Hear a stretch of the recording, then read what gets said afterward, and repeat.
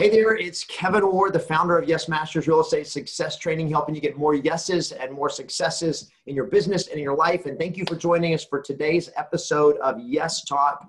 We're having conversations with masters. We're having conversations with real estate agents who are the best in their market, the best in the industry at what they do. And today, we are very excited, and I'm very honored to be able to talk to Sarah Davis from San Diego, California. Sarah, welcome. We're excited to have you on and come on and share with us. I'm excited. Yeah, thank you. So let's just start with where everything began, how you got into real estate, what you were doing before real estate, and kind of how all that started, and bring us up in kind of a short version of what got you into real estate, how long you've been in real estate, what you did before real estate, and so forth. Yeah, absolutely. So I'm going into my 10th year this fall, and I was in a very different field prior. So I have a degree in nutrition, and I worked as a nutritionist in a couple different settings. I worked in private practice. I worked in a hospital. There were certainly things that I liked about that, but I'm very much a people person, and I like making people happy and helping people. And so I was certainly helping people, but the challenge was that when I was in the hospital, no one was happy to see me. Everyone was very upset because I would put restrictions on what they could eat and all that. And so really it turned out to be something where I was pretty miserable because everyone hated me. So I kind of fell into real estate very randomly. I had purchased my first property and at a pretty young age, and wanted to learn more about investing. I wanted to buy a rental property. So I met with a title officer. That was kind of the best resource that I had at the time to tell me, what do I do? What are my next steps? How can you connect me? And he knew that I wasn't super happy in my job. And he said, you know what, I have a great resource for you. She's a real estate attorney, and she's actually looking to kind of expand her team. You might be a good fit just personality wise. And this was kind of when the market had crashed. So she was overwhelmed with the volume of business that she had, both traditional sales, but also a lot of short sales and really challenged files. So her and I just really, really clicked. We connected, and so I became an agent. And for several years, I worked exclusively with her on some of the hardest files possible. And it was mainly like trial by fire.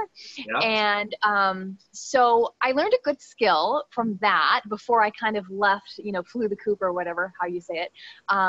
I'm a very people person, but I learned how to become very detail oriented from her because she's a totally different type of personality. So I worked almost exclusively on the back end of things, the contracts and the negotiations, for about 3 years. And then from there, I decided I'm not getting to meet anyone. I want to do something where I'm actually making connections with the people and actually seeing the delight on their faces when they're finding the house that they love, or seeing how happy they get when they get $10,000 over asking. So I kind of made the shift to saying, I don't want to just work the back end. I want to do sales from start to beginning, and kind of moved up and eventually became a broker from there. Awesome. So when you started, you were working on the back end of transactions, mostly with short sales, distress sales. Yeah. I mean, we would do both, but just because of the nature of her practice and the time that it was, I probably had 80% short sales. So my kind of client, if you will, at that time was the negotiators with the banks. I wasn't getting to deal with a lot of buyers and sellers as much as I wanted back then. Yeah. So 2008, 2009, it was short sale city. It was tough. Right. I mean, it was hard work, and getting deals to close sometimes took 6 months. Yes. I love that. Now, the lady you were working for, she was a broker and an attorney, or just an attorney? Yeah, both. She was both. Okay, cool. So then when you decided to go out and kind of go into your own, where you were working on the front end of sales, listing and working with buyers and sellers, did you stay with her as your broker for a while, and she train you, or who trained you? How did you learn how to buy and sell, list and sell homes? Who trained me? Life experiences. No, you did a lot, but really, I mean, so I worked with her for about 3.5 years or so. And then, And I did over that period start to pick up more of my own clients, not just work on hers. And so I learned from that. I took as many classes as I could everywhere I went, because I didn't go into a kind of a big brokerage where they have, you know, set classes that you take where you learn all your skills. So Right. I would go down to the board of realtors and learn everything that I could, because it was very different. So my client base grew over time. And then from there, I decided, I was a little crazy, and I decided to open my own brokerage. And then, you know, got a ton of experience from a very different perspective, which was not only was I doing all of the sales for my clients from start to beginning, I decided to hire agents and train them and supervise them. And so that got a little crazy. But again, it was another really great experience for me, because I learned some other things that really, really helped me.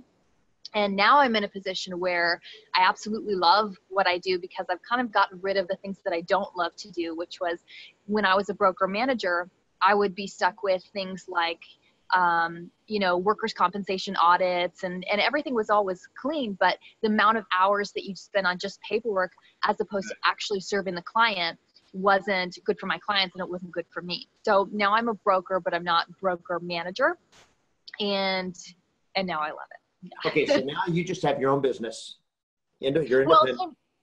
yeah, so I did at the time, and now I don't own the company anymore, and I just have a small team at a local company here in San Diego, and so I love it. Yeah. Okay.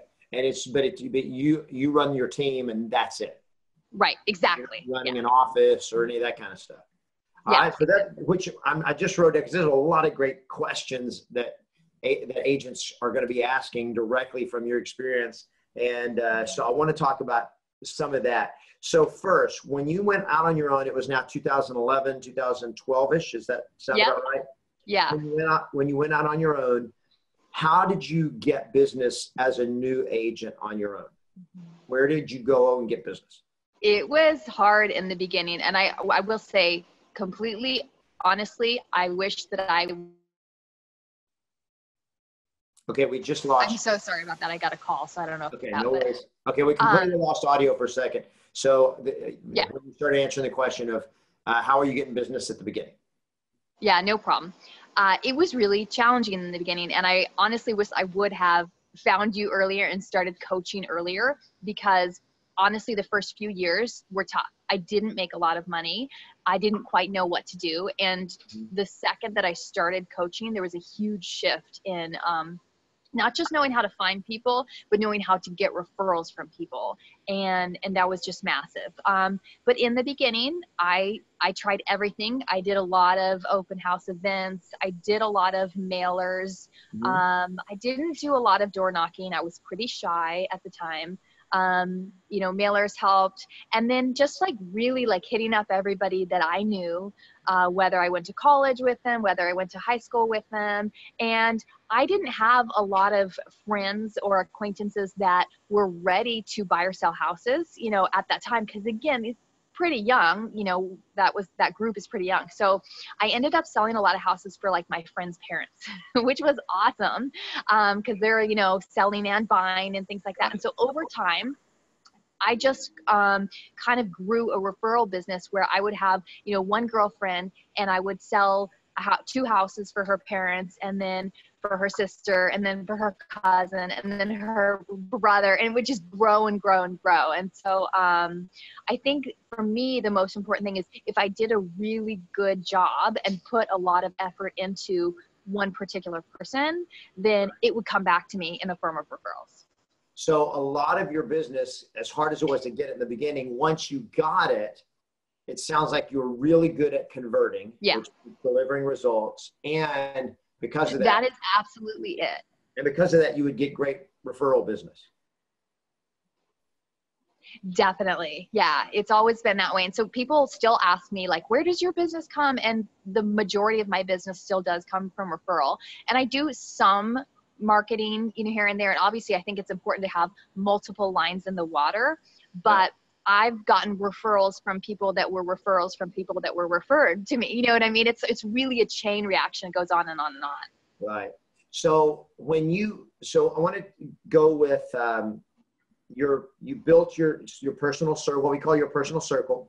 and Yes Masters, we call it your personal circle, which is your database, your sphere of influence, and getting repeat and referral business.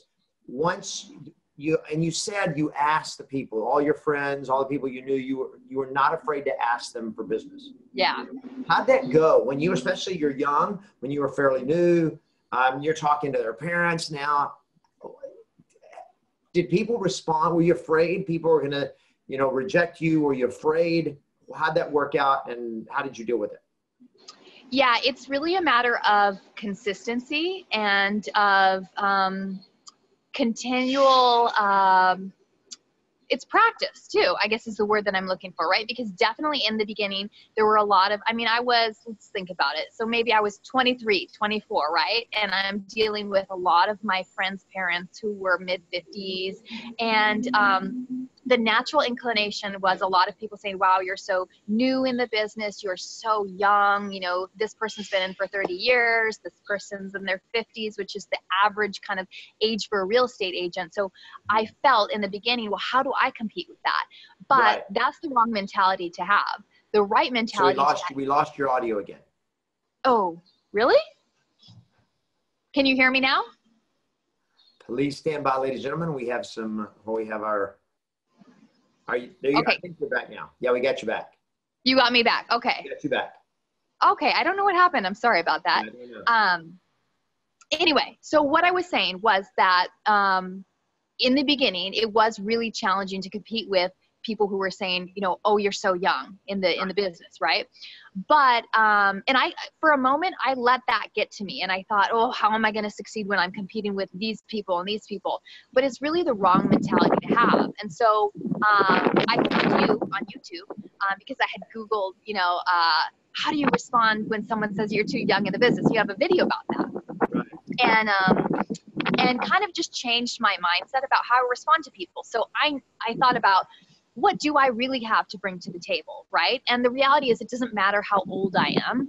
I work really, really hard. I'm extremely, tenacious. And so my mindset changed to the fact that that's actually a huge benefit to people. I'm not just going after this for me. For them to choose to work with me, it's going to benefit them, right? And once that changed, I think it was maybe also a confidence shift that people saw in me and decided to kind of take a leap of faith and let's see what working with Sarah is like.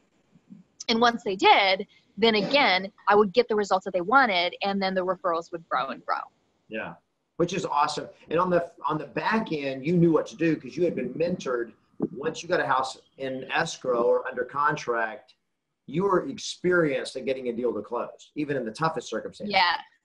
So, and that was great that you had that mentoring because you weren't stumbling through that part of the process and you knew how to get a deal done. Yeah. Which I think a lot of agents, that's especially new agents who've gone out, and especially if they've tried to figure it out on their own, they don't know what they're doing on the back end. And even if they get a listing or a buyer, then they get an offer and then they don't know what to do. And that's dangerous. So, I think that's great that you learned to do that. Now, why did you decide to actually open your own brokerage and get agents? Tell us what you were thinking of, because agents are like, I want to get my license. I want to become a broker and open my own brokerage as fast as I can. And right.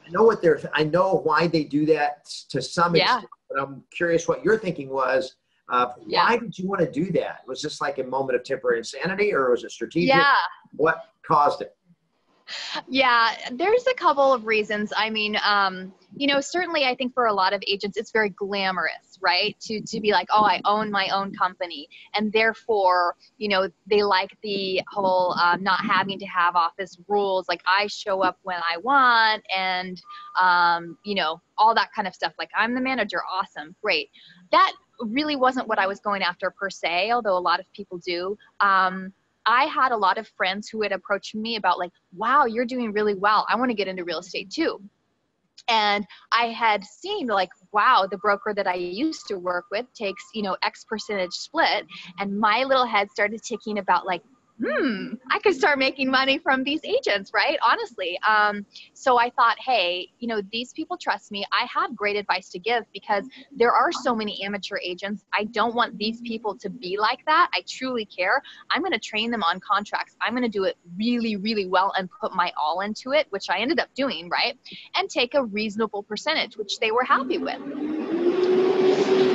Sorry about the noise. So that was kind of my goal, right? That was what I went after. And again, it did end up, making a percentage from each agent. That's the plus side. The reality is it didn't end up being worth my time because a lot of them did not end up producing.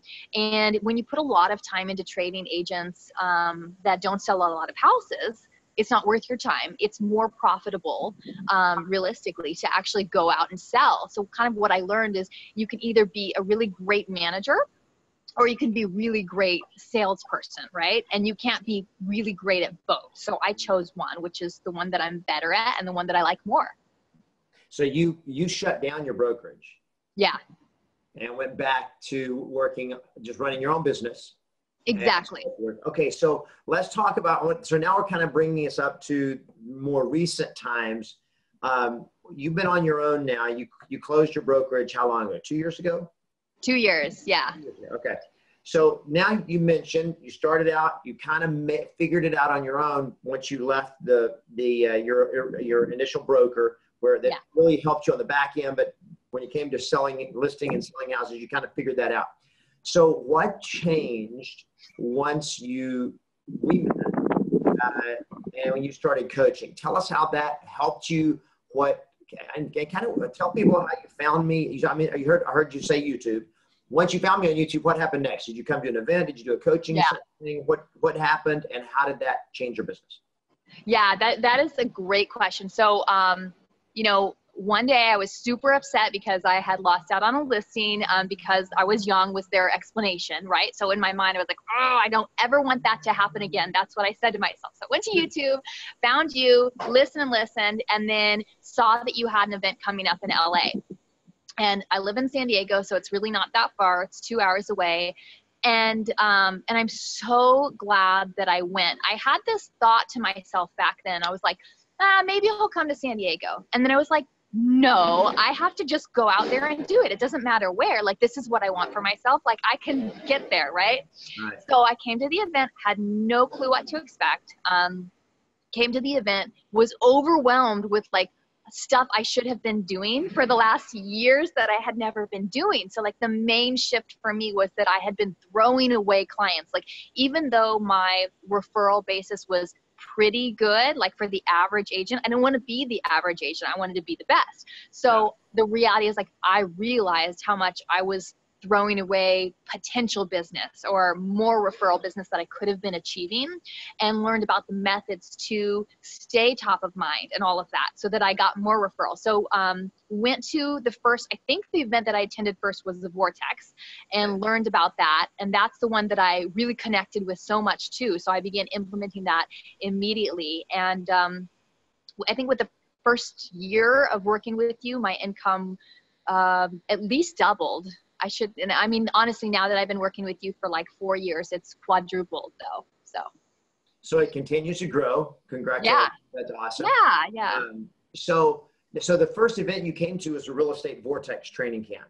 Right. Which is where we spend a ton of time. We work on systems, right? In implementing systems to build a massive business. And we also spend a lot of time on leveraging the relationships. Yeah. So a minute ago, you said that there was how much business you had thrown away. Tell us what you meant by that and how that changed. With what did you learn at the Vortex? What did you do different that helped you quit losing business, and how that changed? What happened? Yeah, definitely. I mean, again, it's not that I was doing a bad job of serving my clients. I did a great job. But in the beginning, I had clients that would close, some of them, very high end, and the relationship was great. And then I went 2 years and never talked to them. Like, that's crazy. But I did that because I thought they're fine. They, whatever, right? Like, they don't need me. They'll call me, right? They're not going to buy another house this year. No, right? And I had to learn it the hard way because I did realize after doing the Vortex, I went back, started getting more in touch with my clients, like implementing the system, right? Yeah. And I found that there were clients that had already bought or sold, and they loved me. It wasn't that they were like, we hate you. They absolutely love me, but I didn't stay in touch with them. That was my fault, not theirs, right? So I learned it the hard way. Like once I saw like, you know, several people already had sales without me, I was like, I blew that. Like I screwed that up. So I don't ever want that to happen again. So it's my job now to stay in touch with them, to ask them what they need, how I can help them, to ask them how I can help their friends and family members and coworkers and all of that. Ouch. Hey, you know, I mean, Yes. every agent that's been in the business a while and had some success has had that happen, Yeah. where that we Yeah. close a deal with somebody and then we don't have a system, and so we stop staying in touch. We Right. stop staying in touch with them because we don't think they're going to need us again for a while. And one, time flies. Two, you have no idea how many deals you're missing that they could refer to you because they're not staying in touch with you. And then, you know, if you don't stay in touch with them, they just don't think about contacting you. So I know it's the craziest thing, isn't it? Yeah. How that works. So you've got that kind of sort up and started implementing systems to stay in touch with them. So tell us kind of what you actually do to stay in touch with your past clients. Yeah, I mean, there's so many different things, and I like to change it up. I like to not just do one method so that they get really bored, right?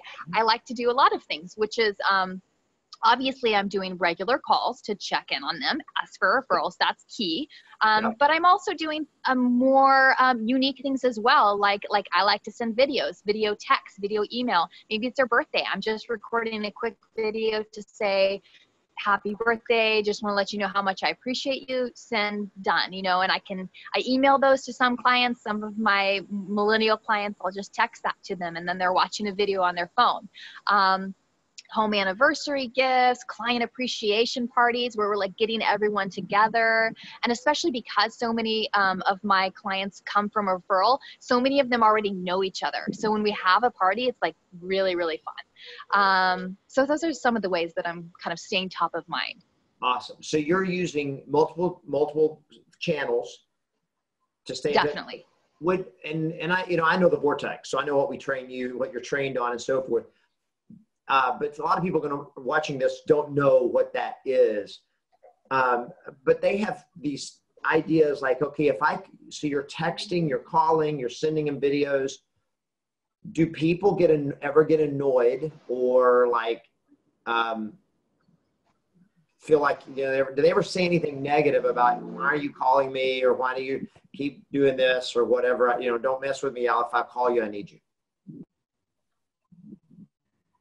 No, pretty much never, you know. And of course you have your specific list, you know, your groups, your A, B, and C team. And so C team just gets an email, and there's certainly some people that just don't respond. Yeah. And you're always going to have a percentage of people like that. It is what it is when you're in the business. I don't think I ever have people that are like, I'm tired of hearing from you. They like me. I'm nice, right? I did a good job. They like hearing. Yeah. They know I care about. So you've had agents that you've trained, that you've had your own agents under you as a broker. Yeah. You've also been, obviously you've done a lot of you're a top producer in San Diego. You've been, we'll go over some of the awards that you've got in a minute. But you are not like most real estate agents. And what I mean by that is you have you're just absolutely pleasant, happy, positive all the time. How big a difference do you think that makes? And do you see the difference between the way you show up and the way a lot of agents show up? It makes a huge difference. And I can tell you that because I've worked with so many clients that specifically tell me that, and I certainly don't ask this, but that compare me to their last agent and tell me how stressful their last transaction was and how easy it is working with me. And again, it's all about, number one, attitude, but also explaining things. Like there are so many agents that do not even explain contracts to them. So they don't know what's going on. They don't explain time frames. They're stressed about inspections, all that. It's not that big of a deal. Like, our job is to guide them through it and make it a smoother process. So if we do that, they're going to feel great, right? It doesn't have to be so stressful. So attitude is huge. So do you get stressed out as an agent? I mean, if they're stressed. Yeah, no, this is one of the key things that you taught me at one of either the first or second event that I attended, is there's no emergencies in real estate, and in the beginning, I really did. Like, we would, if, we're going to close a day late, I'd be like, it happens, right? Like, we just have to know to expect, this is a possibility. We're going to aim not honestly, I'm not the type of really lenient agent that is cool, whatever, we'll close late. I'm not okay with that. But I know that things happen, things come up. These are all the possibilities of what could happen. And here's what we're going to do if it does, plan A, B, and C kind of thing. And because my clients are aware and not shocked about anything, if you're aware of everything that could possibly happen and you have a plan, you're not going to get stressed. So, no. So if you're cool, calm, and collected, your clients tend to be cool, calm, and collected. That's so true. When a transaction. Absolutely. So, because you are one of the most pleasant agents that I've ever seen. And I mean, just you come across as, you're always positive, you're always happy, you're always pleasant. So where'd you get that? I mean, look, and I want you to be honest here. What is this, you're just naturally a always happy person, everything's perfect. Tell us were you always that way? That's so nice. I'm not always happy. Most of the time I am happy. I mean, everyone has their moments. I'm almost always happy, but I got that from the way that I was raised. Honestly, my parents are super, super positive people. And just my mom's thing was always, don't sweat the small stuff. And they'd been through a lot, and I've been through a lot, and just gratitude is the biggest thing ever. Okay. So, yeah. It's really big. And because you make everything look easy when it comes to attitude. Because you're and I watch your videos. Of course, I've been coaching you for how long? You've been in coaching with me? Over 3 years, right? 4 years? I think almost 4. I think almost 4 years that you've actually been coaching. So whether we've been on phone calls every week. So I'm, you just always show up pleasant, always show up positive. And you said gratitude. So because I'm what's the code? How do you crack the code of agents? Because agents show up and they're it's a horrible day and everything's going wrong, and they make everything harder because they're expecting it to be harder. And so I love what you said. So just the positivity, don't sweat the small stuff. Yeah. In other words, don't stress out, don't freak out, and gratitude. Yeah. That's really good. Would you say for you that being happy all the time is a habit? Yeah, absolutely. Absolutely. It doesn't mean that there's not junk going on in your life. It doesn't mean that there's not challenges, but you choose, are you going to be happy or sad? That's up to you. So it's not only is it a habit, it's also a choice. It's a choice. Absolutely.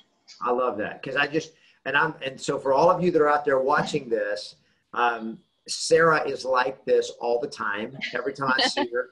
And we'll talk in a minute about some of the adversity she's gone through, and she's gone through some stuff, and just never shows up depressed or down in the dumps, or she never lets anything get her down. And I know that when some stuff's going on, that she's been in times where she's physically in pain or things like that going on, and she just she never shows it. Never let them see you sweat type thing, right? So. Well, I guess. Yeah. I mean, I think there's, and for me too, there's a huge difference between authenticity, I can't even speak, authenticity and being genuine versus being a complainer, right? I never want to be the person that's just I'm so grumpy, I complain all the time. And yet, I have some really close friends that I can be totally open with and be I'm frustrated about this. What do you think is the best way to handle it? Oh, now I feel great. Thank you. So there's a huge difference there, and it's all about your attitude.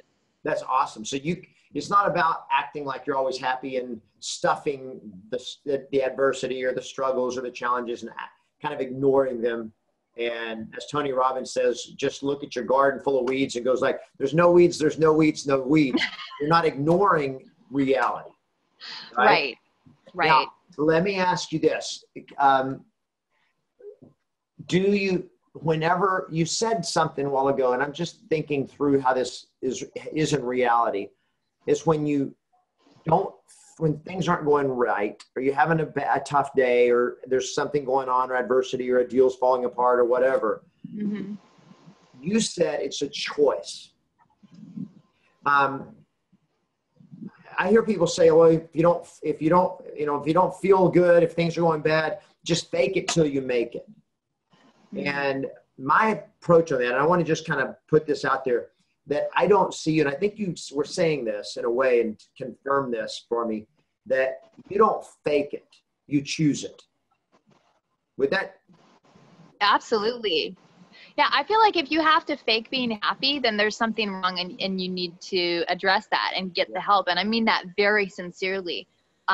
Whatever you need to do, whether it's reaching out to a friend or whatever, but why would you want to fake being happy? That's ridiculous. Yeah. And again, like I've gone through some really sad periods or really painful or whatever, but like you don't need to fake being happy. You need to find out what you need to do to create it. Right. Yeah. I love that. That's so, and it's not just like, oh, that's cruel truth.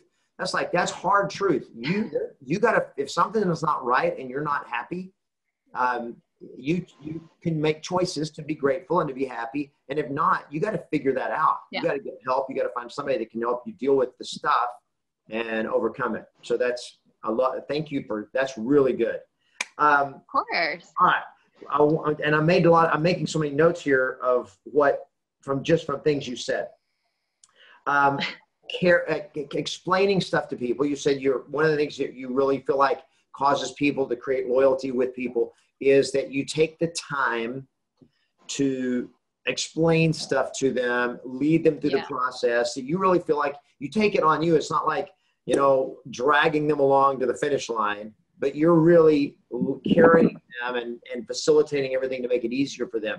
How big of a role would you say that caring for your clients, how big of a role is that in your success? It's everything. It is everything.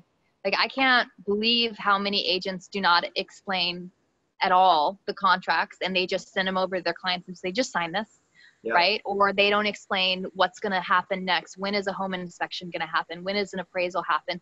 If the client's lost and confused, why on earth would they come back to you? Yeah. They have no reason to come back to you. Like we make them feel unsafe, or we make them feel safe. If we make them feel safe, they come back 100% of the time. Yeah. So when people are a lot of agents, and I don't know if it's perception or reality or observation, but if you look around at agents, I get the feeling, and I've always kind of felt this way, that a lot of agents don't really care about the clients. They're just they're in it for the money. Doesn't mean they don't like clients, right? If the client gets difficult, or if this contract or the transaction is difficult, they just want out, or it's kind of like they just want it over with. I just want the check at the end. What would you say to that agent that got caught up in the focus on the commission rather than on the client? What would you say? Right. They're probably in the wrong field. Get out, right? Like that's the reality. They're in the wrong field. But I guess from a greedy perspective, honestly, if they were only focusing on the money alone, if they started treating those people like people, it would become more profitable. But again, they still have the wrong mindset. They need to get out, right? Like, because it's like moving is such a stressful event. It's a big life change. Like people need help. Like you have to be with them. They're not just a paycheck. Like that's crazy. I don't know. I love it. You look like such a nice person, Sarah. And now you're telling people, get out. If you don't get out, you need to get out of the industry. But thank you for the honesty. Well, I mean, I tend to be protective, right? Yeah. Well, you can choose to care about people. You focus on the money or you focus on the Yeah. client. And if you focus on the client, like you said, you're going to actually make more money when you focus on the client. Yeah, The fastest totally. way to more profit is not focusing on profit. Fastest way to profit, fastest way to money is focus on the client and getting them the best results. They're happy. They refer you more. They use you over and over again. You close more deals. There's no question about that. So your business has grown has it grown at least since you started coaching and over the last few years, your business has grown every single year substantially? Absolutely. So, what are the key things that you're learning that helps your business continue to grow? Yeah, I mean, I think obviously the biggest shift was that first year that I learned how to not throw away clients, how to stay in touch with them, how to ask them for referrals, how to do it right? But since then, it's more about expansion. And so the newest thing for me, I would say over the past year and a half and moving forward is I have hired. So I've hired a full-time assistant, which has been awesome, expanding the team, but doing it right, the right people, the right goals. And like, so for me, a question that I continually come back to and ask myself is what I'm doing in this particular moment the best thing that I could possibly doing, the most efficient thing that I could possibly be doing to serve the clients. And if it's not, then I don't want to do it. So, people sometimes, initially get a little bit concerned when they hear I have a full-time assistant. Am I going to just pass them off, to that person? Am I going to never work with them again? But the reality is my clients are almost exclusively just working with me all the time. But, me negotiating contracts, that's the best use of my time. Me calling a home inspector to see, do you have Friday available? No, how about Saturday? Like, that's not a great use of my time. Me meeting a contractor to open a door, not a great use of my time. So these are all things that she can do and does a great job so that I can maximize my time with my clients and serving them. So tell us about your team. How big is your team? Who do you have on it? It's super small now. I mean, it's really just me, my full-time assistant, and then I have a couple of part-time showing assistants. So I still do the majority of showings with buyers, but when I meet my buyers in the initial consultation, I explain a lot of things to them. And one of the things that I explain to them is that I can't be in two places at once. Sometimes I've already got an appointment booked, or I get the flu or something happens, right? Things come up. And in this very low inventory market, buyers will want to see things. Sometimes it's pretty short notice. So if I already have an appointment booked, I don't like to tell buyers, nah, can't see that. They're going to miss out on the home. So I always have a backup. So while my buyers most of the time work with me, there is always a way that they're going to see the property they want when they want, because I have that team in place. And you actually have, instead of having buyer's agents, you have showing assistants.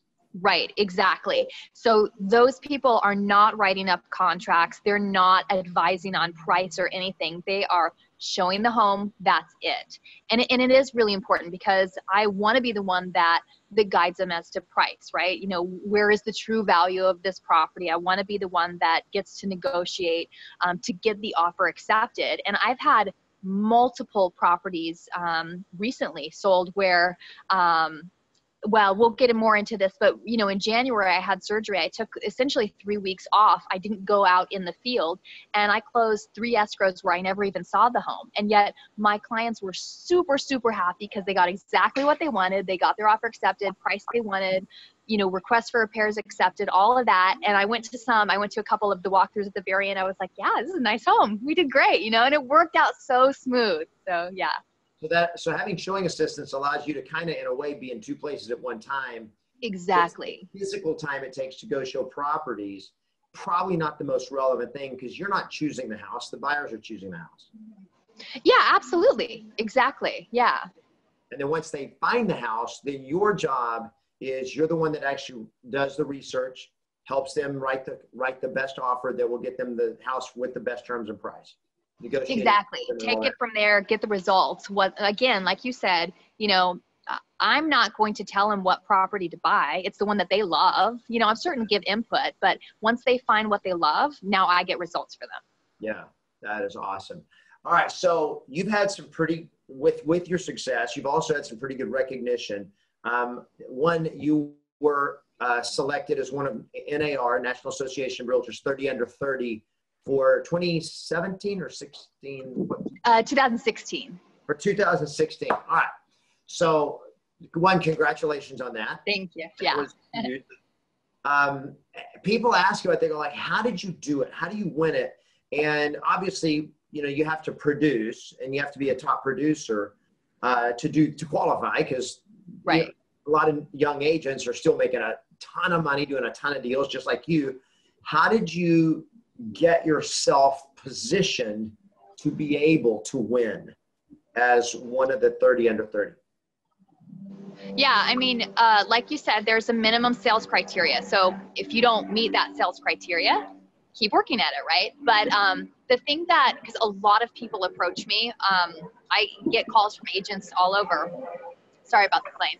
That's all right. The thing is, like, people don't realize is that I applied multiple years in a row. You have to apply to become, 30 under 30 winner. They don't just randomly find people and go like, we heard about you. There are hundreds of thousands of agents, right? So you have to apply, and it takes work. So I applied 3 years in a row. I always qualified each year from a perspective of producing, but I didn't quite make the cut. It is what it is, right? So I kept applying, and basically like a month before my 30th birthday, they did accept my application, which is awesome. But yeah, like so many agents are really interested in being one, and they want to be in it, and they're too scared to apply. It's crazy.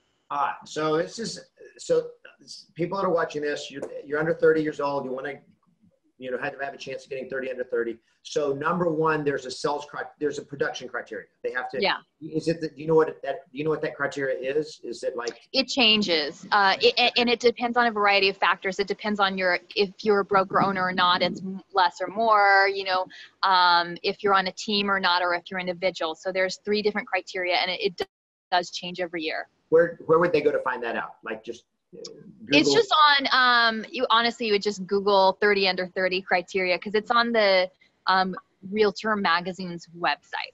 Okay. So Realtor Magazine, Google 30 under 30 criteria, NAR 30 under 30 criteria. Okay, cool. And then so that lets them know, have you done the production or not? And obviously you're blowing the production out of the water. And then you had to apply. And to apply, is it just like filling out a form? Is there a bunch of steps to go through? It's quite a few questions, like interview basically. So, what would you do in this situation? And why do you feel that you do this and that? And honestly, they want to see people that help their community, give back, volunteer, that kind of thing. They're basically looking for someone who's well-rounded. So they don't want, the agent that sells a lot of houses and has horrible reviews. Like, they don't want that. They want someone who, whether you volunteer for your local board of realtors or not, or maybe you do, educational series or whatever it is, but they want references too. They want to interview people that you've worked with. All of that is included. And then if you make kind of like the first cut of many, then they'll do a phone interview. So then I did the phone interview and all that. Yeah. All right. So I'm inspired by the fact that I knew you applied. I didn't realize you applied 3 years in a row. Yeah, it was like, and it's a lot of questions. It's like 30 or so questions, and they're all like a paragraph long. Yeah. So, but it was neat because I had like saved the document, and I could see like over the 3 years, like how, even though they were pretty similar questions, how my business had grown and changed. It was kind of cool, actually. That is awesome. But you didn't quit. You didn't. No. Yeah. And you didn't let the fear of failure stop you from applying. So I think it's so true of success in general, whether it's whether it's being selected one of the 30 under 30 or anything in life, is most people fail because they're not willing to take a risk. They're not willing to put themselves out there, and you put yourself out there year after year after year. Now, another thing that you have done is you have been selected in San Diego by the big newspaper in San Diego or something as the #1 realtor. Tell us about the awards that you've gotten there and how you get that. That's Yeah. basically, So Union Tribune basically is like the San Diego newspaper, right? And even though newspapers are going out of business, they're big online, right? They do a lot of big, like if you're from San Diego, you know Union Tribune, right? And so they do their it's called Best of, and they do Best of every year in all different categories, whether it's restaurants or I don't know, anything, right? And they have their agent category. And it's all done by voting. And, you know, in San Diego, like San Diego County, we have 20,000 agents, licensed agents, which is a lot. And a lot of those are part-time, but like, that's crazy. But I just decided, I think it was maybe 4 years ago, that I was going to start asking some of my clients, like, hey, if you loved what I did in terms of getting you the results, would you be willing to go and enter my name into that? Like, what do you think about that? They're like, of course, of course. And so, you know, on one hand, I kind of thought, I don't know, like there's so many agents, like, how do you compete? And I'm like, that's crazy. I'm just going to try. I'm going to try for everything. So, the first year, you know, I asked a few clients, not really that many, but like I asked some of my clients, are you willing to go put that in? And they did, and found that I made the top 10 best in San Diego. So I thought that was awesome. And then the year after that, I asked like basically all my clients, hey, are you willing to go put that in? And all of them did. And it was like consistency. You know, they were just like, oh, I'm so happy to do it. I'm going to, you know, tell my friend or whatever. And so basically I didn't do anything other than send out one email and say, if you're willing, here's the link, right? And 2015, I think it was, I made the number one best in San Diego, which is awesome. But I've pretty much always consistently made the top 10 list. And again, so like on that's not, they're not really looking at volume of sales. They're looking at like loyalty, which to me is almost more important. Like they're both really important, but like they're looking at raving fans, and that gets me really excited. well, I think it's, you know, some people go, it's just a popularity contest. Right. People like you, they talk about you, then other people are going to go like, wow, Sarah was voted the best realtor in San Diego. She must be good. Yeah. And perception, which is an authentic perception. In other words, you're not faking it out. You're not going out and paying people to write great reviews about you or apply for you. You're not bribing people to do that. It's that you're genuinely happy customers and clients. Happy clients are going like, we like Sarah, we think she's awesome, and we want to help her. So we want to put the word out. I like the fact that, so one, it's not automatic that you even get entered into the running, so to speak. You have to have people besides you basically submit your name. Is that right? Right. Yeah. And I know there are a lot of different cities have this kind of a thing. A lot of different cities and stuff. Here in the LA area, we see the same thing, especially in a lot of the smaller markets. We see the local newspapers, and they have that, which is like huge because it is great marketing that you're doing. And we talk about one of the 5 steps in the real estate vortex. The 5th step is leverage your success. That you had the successes, now leverage that. Well, word of mouth is still the best marketing. Yeah. Oh, definitely. Yeah. But that, I mean, again, like referral is always the biggest thing for me, one-on-one referral. But that actually allowed me to reach even more people who had never heard of me. And then I started getting calls from there, which is awesome. Yeah. Social proof. They talk about social proof, which is social, other people prove you're good. So social proof. You've got word of mouth, you got the testimonials, the reviews, all of that. This is just another way that puts you up there, that really positions you as a great real estate agent in an industry and in a time in our culture where people are very skeptical of real estate agents or professionals. Are like, how do I know you're good? You know, how do I know I can trust you? Well, look at this. All these people trust me. Yeah. And they trusted me enough that more people voted for me than any other agent in San Diego. That's out of 20,000.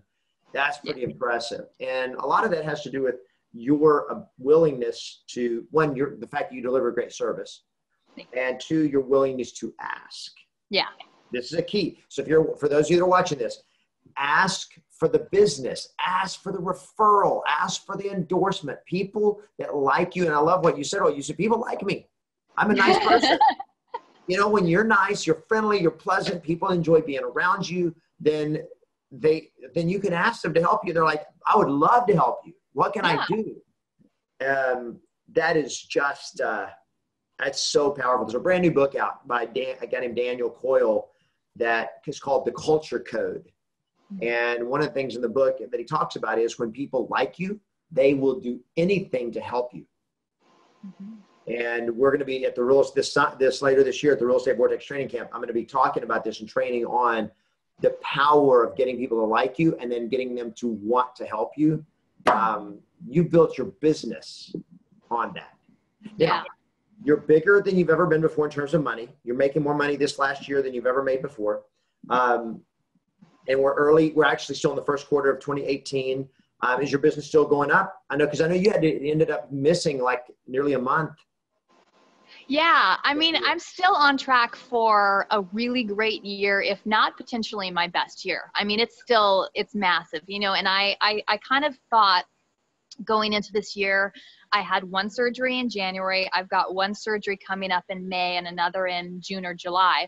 And I thought to myself, okay, I'm going to be realistic. I'm going to work really, really hard to continue everything, serve all my clients the best I can. But you know what? If I take a little dip because I'm taking some time off to focus on my health, and again, not like completely pulling myself out of it, but I am taking some time to, you know, recover. And while I've got the system in place that's working for me, if I take a little bit of a dip, that's fine. So far, I didn't take any dip and I anticipated that I might, but so far, like, business has been crazy good and I've been able to make it work. Like, I was a little bit concerned, oh, you know, I'm not going to be able to go out to that appointment and everything. It's all worked out perfectly. So it's awesome. So between 2016 and 2017, you went 2016 from 30 under 30. Then the last year you made even more money. And I think your business went up over 100,000 again last year, right? Yeah. So your business, I mean, you're making a lot more money every year. Yeah. Are you working more hours every year? Or because last year you actually worked less, is that right? Yeah, I'm definitely working less hours. And again, that doesn't mean that my clients aren't getting amazing service. They are getting everything they need.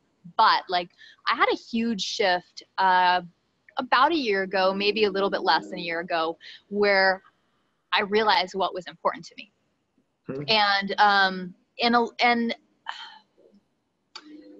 that has to do with so many things, right? Like, so I realized going through some health stuff personally, I realized how important health is to me, right? And how I wanted to make it a priority to be able to cook healthy, eat healthy, to work out. Like, that's a big hobby.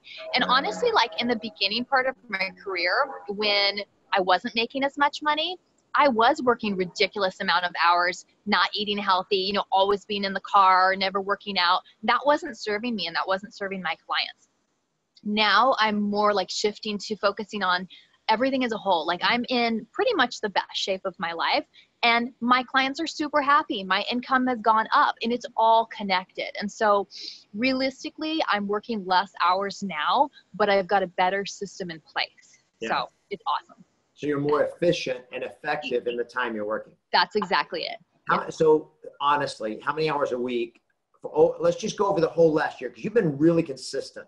How many hours a week are you working on a regular week? 30 to 35.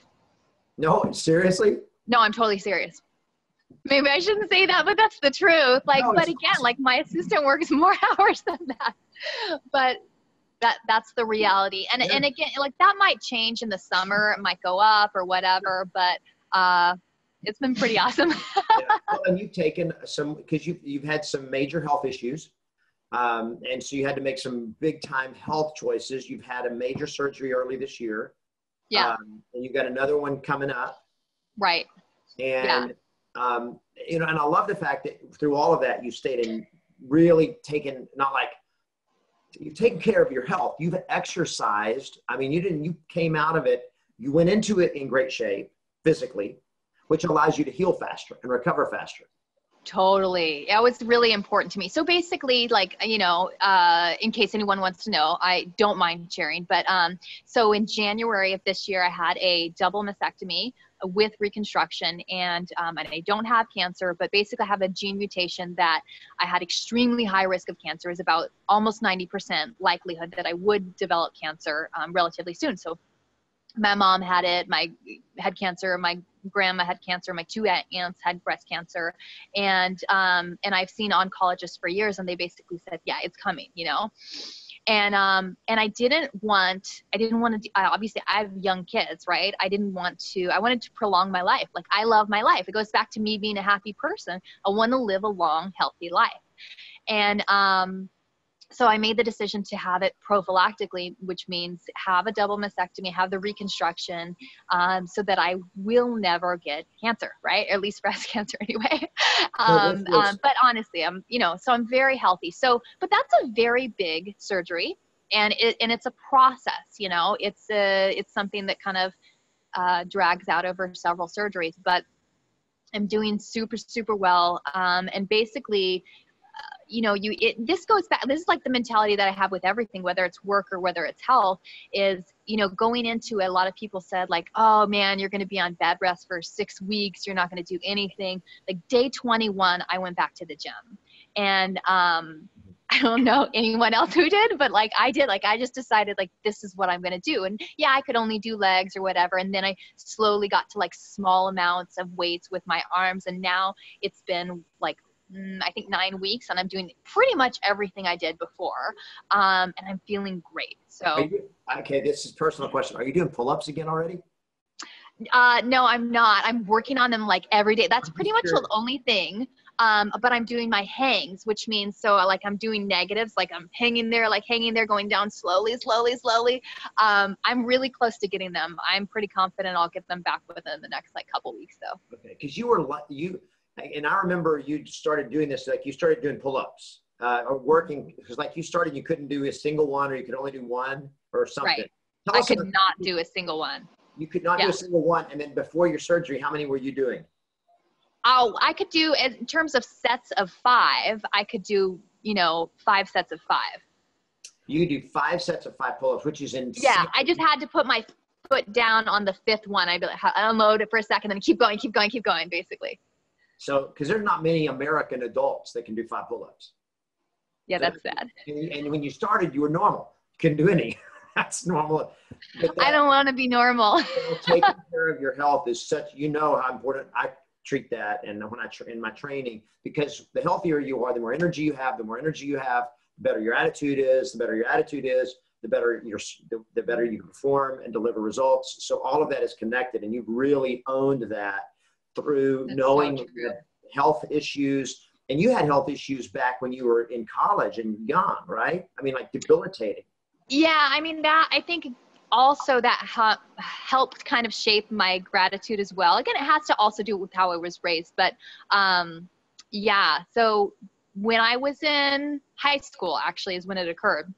As a senior year in high school, I tore my hamstring, and from that kind of trauma or body trauma, I developed a pretty rare neurological condition called Reflex Sympathetic Dystrophy. And basically what it means is that anytime you have an injury or something like that, the pain signals in the brain will never stop firing. Like, so my hamstring healed, right? The muscle fused back together and it healed, but that pain never stopped, and then it spread. And so basically I had like debilitating, like on fire, 10 out of 10 pain, 24/7 for 3 years. And wow. I ended up using a wheelchair. I couldn't even put my foot down. I couldn't put a toe down on the ground. It was too painful. So,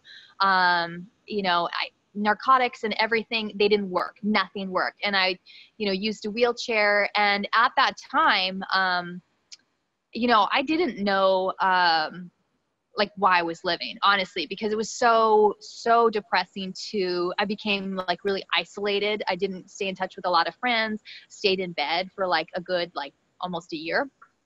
And it was pretty horrible. But the way that I worked through that and retrained my brain to feel pain was through movement. Even though it was super, super painful, I had really good doctors helping me. And so I just had to learn how to walk again, basically, through the pain. And so now I feel great. And if you can imagine like how blessed I feel to be able to exercise and to be able to feel good.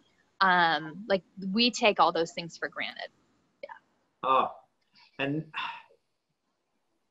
and I think you and I were talking about this earlier before we went live, about people look at, and people see you looking in your success and they're like, man, I wish I could be as successful as her. And what they don't see is all the pain in the past. They don't see the adversity. They don't see the fact that you've got life-threatening health genetics that you have to live with. And then you have to make these huge decisions. Like, I'm going to go in and have a double mastectomy. I mean, I'm a guy. I can't even imagine the emotional trauma that puts a woman through, and the anxiety and the uncertainty. And you just, and we were coaching, you were coaching in our mastermind, inner circle mastermind, through all of this. And you were sharing this with the mastermind, and everybody knew, and you were so strong through all the crap and through all the uncertainty. And it was like, we were more worried about you than you seemed to be. It's like, you were like, everything's gonna be fine. And your positivity and your optimism, it was like you made it for yourself so much easier. And it made it for us easier to bear and to support you, because you never played the victim. You never played like, oh, poor me. You never played the pity card on yourself, just, of allowing yourself to go into that disempowering state. And I salute you. I just commend that, because it was so beautiful. And I look around at how many of us, we get some crap in our lives and we allow that to become an excuse, or we allow that to dominate us. So it becomes our story. And you've never allowed that to happen. Yeah. It would, you wouldn't. And we talked I actually talked to Sarah about this before, because she would never have mentioned any of this. And it's not that she's of it, or she just doesn't think it's relevant. I mean, it's like, that's just what you do, what you got to do, and you get over it and you go on. And I'm like, yeah, but so many people get caught up in their crap, and they feel like they are not worthy, or they can't do it because of the obstacles. And you crush obstacles almost effortlessly. You have two small kids.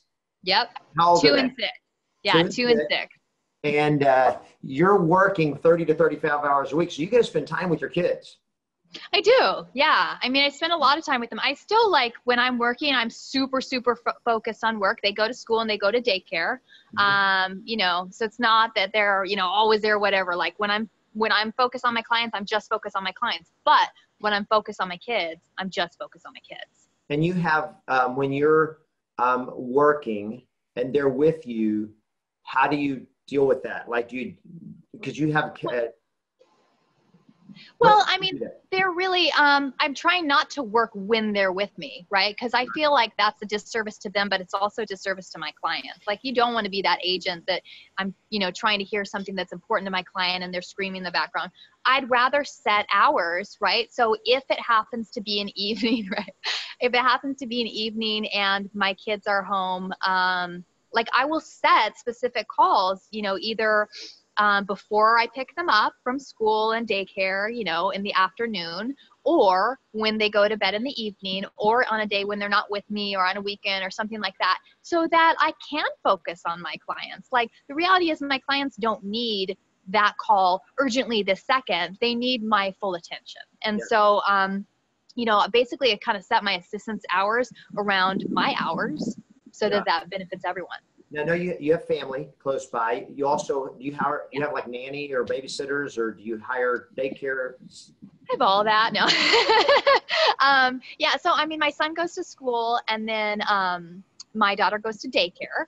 And then, other than that, I have family help. Sometimes, if they have a week off, then I use, babysitters here and there. It takes a village, really.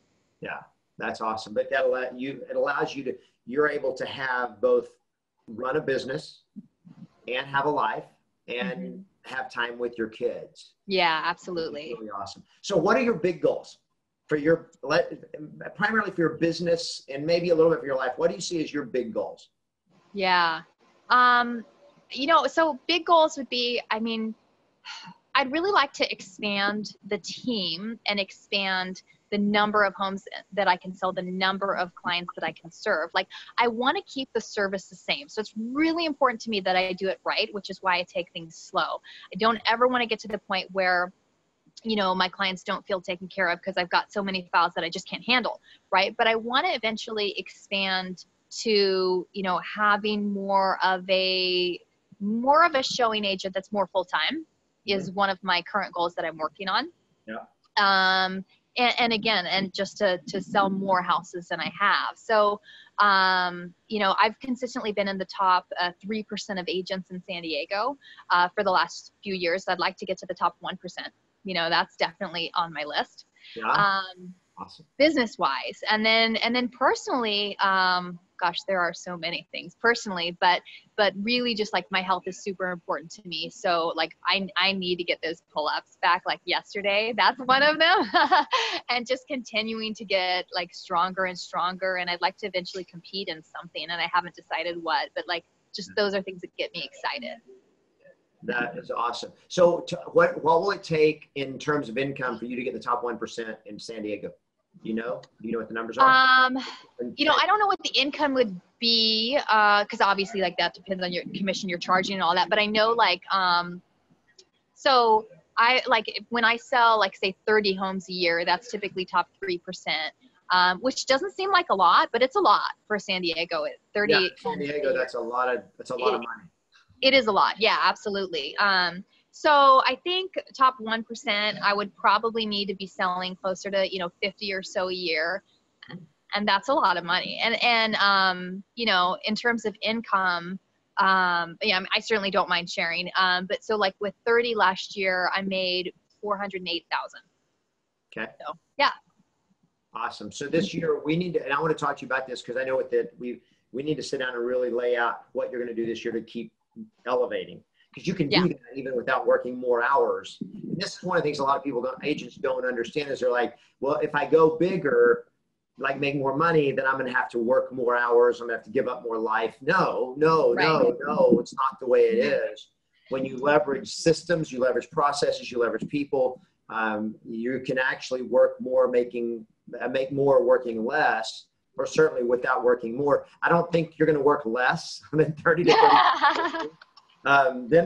And honestly, like I'm okay with a normal 40-hour work week. Like I totally am. And honestly, there's sometimes when I'm going to be working more, but you know, there's been a lot of things going on lately that I'm working around. And this is just this one particular time in my life where I happen to be working a little bit less, and that's okay. Sure, it's perfect. Okay. So, and you've had a lot of stuff going on in your life. So it's, you know, that's nice that you're not, and when you're doing the things you've done and to establish the kind of success that you're having, consistent income, you built the relationships, you built the business, you built the personal circle, the business comes to you. And I think this is really important. And then my last question, I want you to be thinking about it, is what would you say are the 2 or 3 big keys that have taken your business forward the most? So while you're thinking about that answer, one of the things that I really love about the way you have approached your business is that you can work 30 to 35 hours a week because you're not having to spend as much time as the average agent does searching for where the next deal is going to come from. Yeah. Because you've been so good at delivering results and leveraging that success and then maintaining the relationships so that you get more repeat and referral business than most agents get on the amount of time you've been in the business and just the number of clients you created. You don't have to spend all your time worrying where the next deal is going to come from. And I think that is awesome because lead generation is the initial upfront challenge for most real estate agents.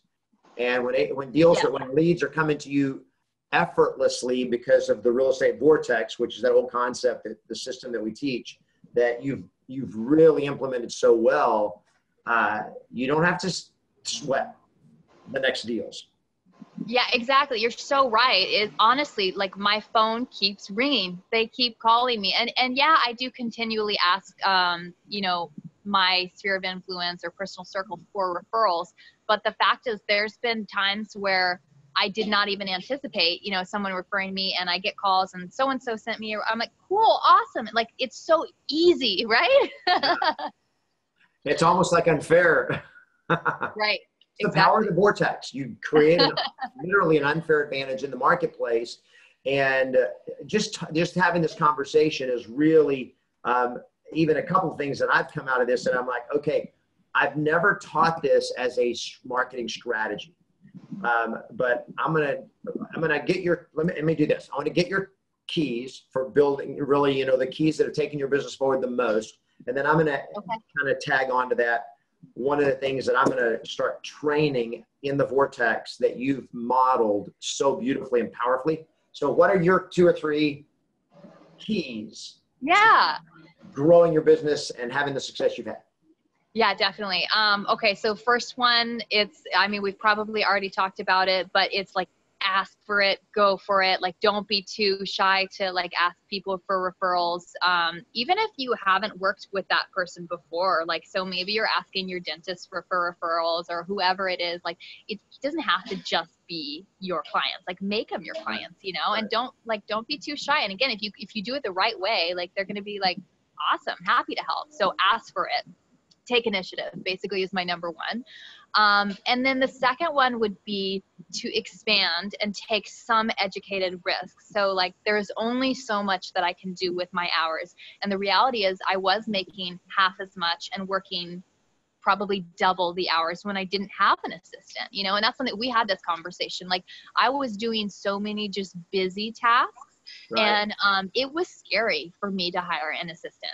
Like, it was totally scary, especially full time, because like, what if that relationship doesn't work out, you know? And I did have an assistant before that it just didn't work out, and that happens. But now she's absolutely amazing.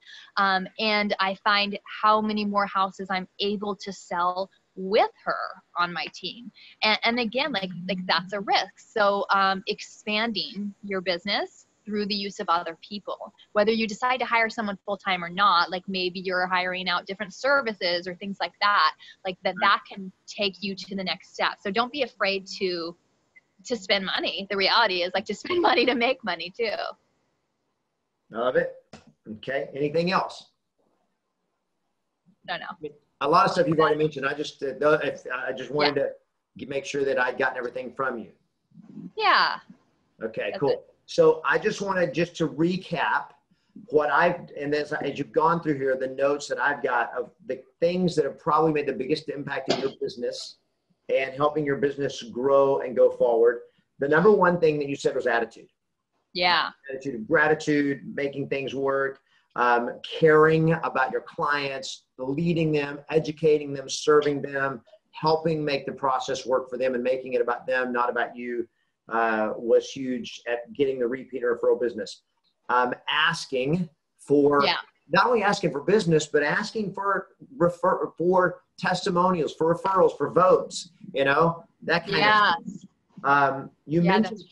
You mentioned taking risks, and you mentioned it primarily in terms of hiring an assistant, but also you took a risk in applying for the 30 under 30, you know? Well, I guess, I mean, you know, in my mind, you're so right. But in my mind at the time, I'm like, it doesn't cost any money or anything anyway. Right. But I'm like, what's the only thing that could happen? They could say no. Yeah. But, you know, of course, like, but I don't know why, like, people's fear lets them not do anything. But you have to take risks. You have to put yourself out there. So many people don't believe in themselves. Yeah. And they go like, well, I mean, you know, there's 20,000 agents in San Diego. There's over 1 million across the US. What are my chances? You know, there's 200, I don't know how many agents are under 30 in the US, but let's say there's 200,000. Yeah. I got no chance. Yeah. And so they literally talk themselves out of even trying because of their belief. They don't deep down believe that they're worthy. They don't think they matter enough. And that's, you know, to you, that's like common sense, but to them. Well, no, I mean, look, I've totally been there. I've absolutely been there in terms of like not thinking that I mattered enough or was worth it in a variety of different, you know, I don't know, venues or whatever. I don't know however you want to call it. But I finally realized that that didn't serve me. Like, not believing in yourself only does damage. And when you finally start to take the steps that it is in order to see your own value, right? And it comes from yourself. It comes from no one else. Then good things start happening to you, right? So, yeah. And like, the thing is, it's also really important to me that no agents watching this think that, I mean, we talked about some of the hardships that I've had, but that they don't think that it's easy. Like, it's not easy. I definitely still have challenges mentally sometimes where I'll notice negativity and turn it off right away. So, like, the other day I was talking to a friend of mine, and my initial thought, you know, because it's a rough year other than real estate. There's a lot going on. And I said to her for a second, I'm like, well, first of all, I used an expletive, so I won't use that. But I said, who does this? Like, who has a year where they have 3 major surgeries, their son is diagnosed with special needs, they move, and they get a divorce all in 1 year? Like, that's my year right now. This sucks, right? And then immediately, though, that's when I said, what a crazy thing. Let me actually rethink that. I'm getting a whole new body this year, right? Like, I like my new body that I'm getting. That's all I'll say, right? I like my new place. I'm finding happiness. I'm very happy. And yeah, sometimes you got to go through some junk, but actually that's the positive side of things. So it doesn't mean that it necessarily comes natural, but you also need to train yourself to see, like, the positivity. Yeah. Yeah. And you have done that so well. It's so powerful. And then I have down coaching that you stopped trying to figure it out on your own. Yes. Training, coaching. And then finally was the hiring of the team, which I think is important, because the first time you hired was you started a brokerage of your own and hired agents. And this time around, your approach is different, and you're not trying to hire other people you can make money off of, but you've hired people to help you leverage your time and your skills so that they're doing the stuff that somebody else can do, so that you can do the stuff that you're the best at. Yeah, exactly. It's really now about building a team around myself rather than, like, you know, putting my resources into other agents. You are your best resource. Like, you are the expert as an agent, right? And so you need to not only continually educate yourself and get coaching and get to be the best that you can be in every way, but then, like, build that team around supporting you so that you can be really efficient. Like, that's what I've learned the hard way, but that's okay. No, it's worth the fight when you get it Totally. Yeah, absolutely. That is awesome. Well, Sarah, you have been such an inspiration to so many people, so many of the agents that obviously that I work with. When you come to our events, they see you, they see what you're doing, and in our coaching community and Yes Masters community. And obviously, I know in San Diego, it has been, and for me personally, it's such an inspiration to see the way you have grown, the way you have faced adversity and conquered, and do it all the way with a smile. Thank you so much. Absolutely. And I just want to thank you for your time today. I want to thank you for coming on here and being willing to share your story, your life, your challenges, and the strategies that have really moved the needle and put points on the scoreboard for your business and your life. It has been awesome. I can't wait to get this one up and out. So thank you so much for coming and joining us. And guys, look, nobody builds a business because it's easy. They build a business because it will allow them to accomplish their goals and have the lifestyle of their dreams. And you've seen a great example here with Sarah today of making that happen. So live that way, pursue your business that way, play to win, and always expect